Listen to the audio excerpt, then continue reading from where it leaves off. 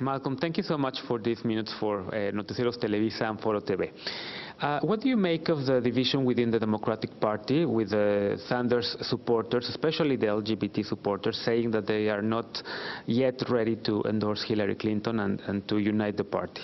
Well, you know, I think one of the things that's always interesting in terms of primaries and general elections is at least in my opinion, is in primaries you vote your values, your ideals, and then the general election, it comes down, of course, to what they call a binary choice, or choice between two people, and you then need to determine whether, if your candidate of choice has not been selected by the party, who is it you're going to vote for, or are you going to vote, or are you going to vote for a third-party candidate?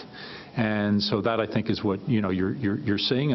Certainly in terms of the Democratic National Convention, a little over 40% of the folks voted for Bernie Sanders. Some of them have accommodated themselves in terms of Hillary Clinton, but there is clearly a group of idealistic people who are not yet ready to give their support to Hillary Clinton. I do think that most of that support she will generate. I think it's very clear in terms of, if you're a progressive, that there's a great deal at risk here, and that there is a very big difference between the two parties.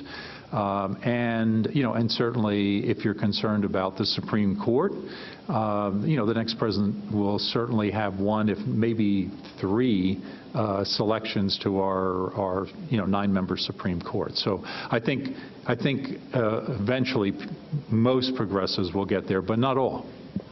And you are a person who has run for the city council under the Republican Party, but you're a Democrat in your heart, right?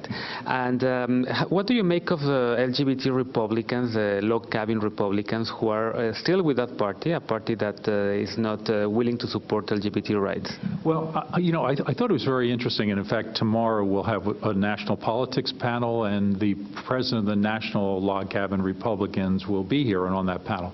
But, they, I think, took a great exception to, one, the Republican Party platform, which was very homophobic. I think they took exception to the selection of Mr. Trump in terms of Governor Pence, because Governor Pence is also viewed as being homophobic. And then I think, there's general concern because while it's very nice for Mr. Trump to say some of my best friends are gay, or you can go to whatever bathroom you choose in my Trump Tower, nonetheless, there are a lot of very legitimate concerns in terms of, how will he actually end up treating gay people?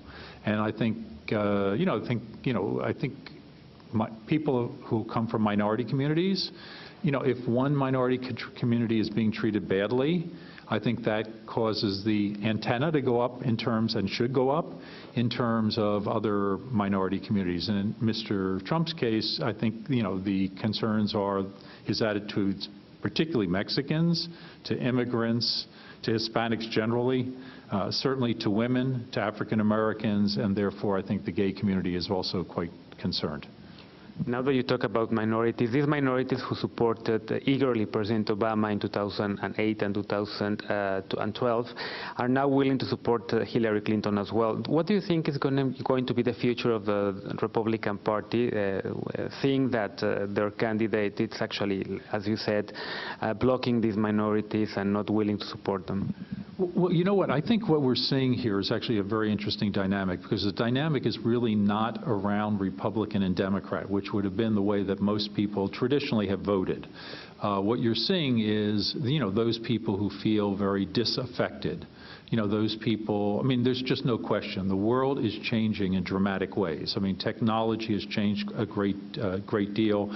There are certain trends that, can't be stopped and have nothing whatsoever to do with a president. These are obviously global trade, Clearly, by the way, in terms of Mexico, or, the United States and Mexico are very important to one another as trading partners, both what we import and what we export to one another. But in the process, there are people who are losing their jobs. And, and when you have people who are running for public office who are giving very simplistic suggestions in terms of who's to blame or trying to blame someone or something, it's very easy for people who don't really understand that to be taken in.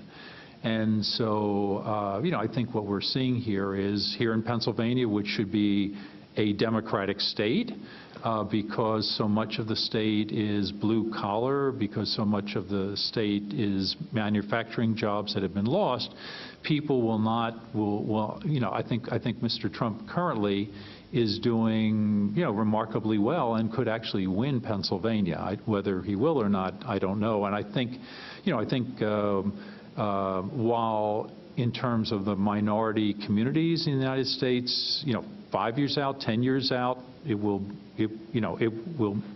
be hugely significant.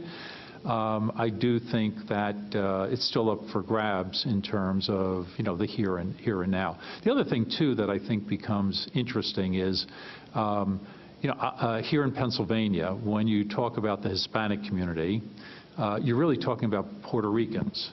If you were in California or New Mexico, you would be talking about Mexican Americans. And so for Puerto Ricans, because they are Hispanic, but they're also American citizens, they don't really identify historically around immigration issues. I do think that Hispanics who are Puerto Rican, however, because of the rhetoric that they're hearing, I think are now more identifying around the issues of immigration and how the Hispanic community overall is being affected. I think the upside of this election from a Hispanic viewpoint is, unfortunately, Hispanic community overall has not registered and voted to the same degree as other communities. I think because of Mr. Trump, more people will register to vote, more people will end up voting. I think that would be very helpful to the Hispanic community, not only in terms of this election, but also in terms of exercising its political clout moving forward.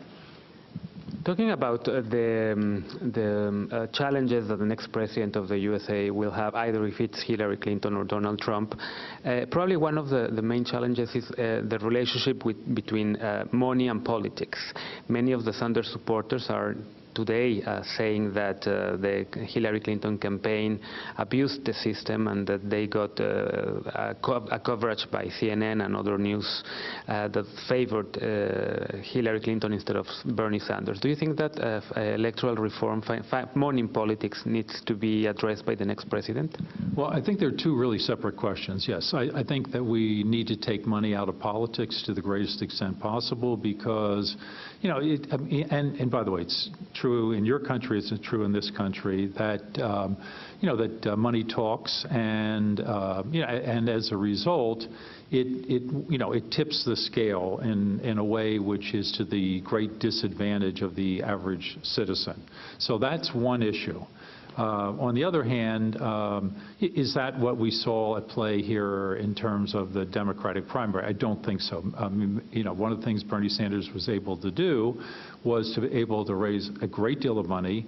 I certainly think he got a great deal of coverage in terms of the media, and so I don't think he was in any way silenced or was at any significant disadvantage to Hillary Clinton in terms of the primary.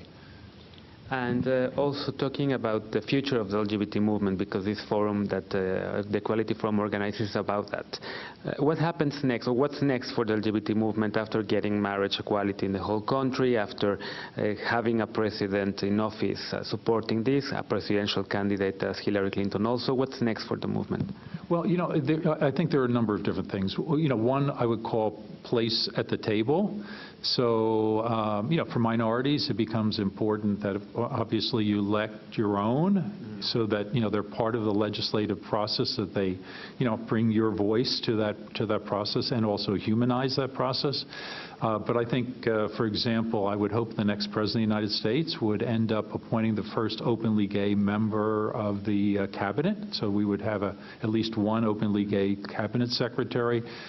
Certainly the passage of the Equality Act, so whereas almost all other minorities are provided discrimination protection, whether it's in housing, public accommodations, or otherwise. That's not true in terms of the LGBT community, and so that becomes very important. Certainly, there's a lot of conversation now around transgender equality, and that actually has moved surprisingly fast, but it has a very long ways to go. We want to outlaw reparative therapy, where young people are being told through a therapy program. The Republican platform allows. Yeah, and that's it. It's a therapy that does huge harm. So there are any number of issues like that are yet to be accomplished. Do you see that in the future? You already had the first African American, the first woman. What about the first gay or lesbian or transgender president of the USA? Well, I mean, we now have a openly gay member of the Senate. We have 6 openly gay members of our House of Representatives. There's a bisexual U.S. governor. There certainly are United States mayors, and certainly a large number of elected officials. It's a process that's rolling out, but the good news is just because you're gay doesn't mean you're unelectable, and that certainly that is a big change over the course of the last certainly 10 years. Thank you so much for this minute for Noticieros Televisa and Foro TV. Just one last question: who do you think is going to win the presidency in November?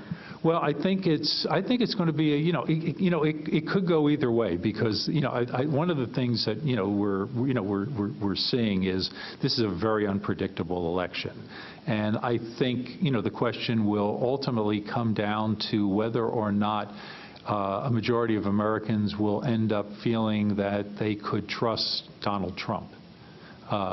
He's obviously, never held elective office, and so I think that question will weigh very heavily. Do you want to have someone who and who has had the experience of being in the White House and serving in the Senate and certainly serving as Secretary of State, or roll the dice with someone who is, totally untested? Thank you so much, Malcolm, for this minute for Noticieros Televisa and Foro TV. Gracias.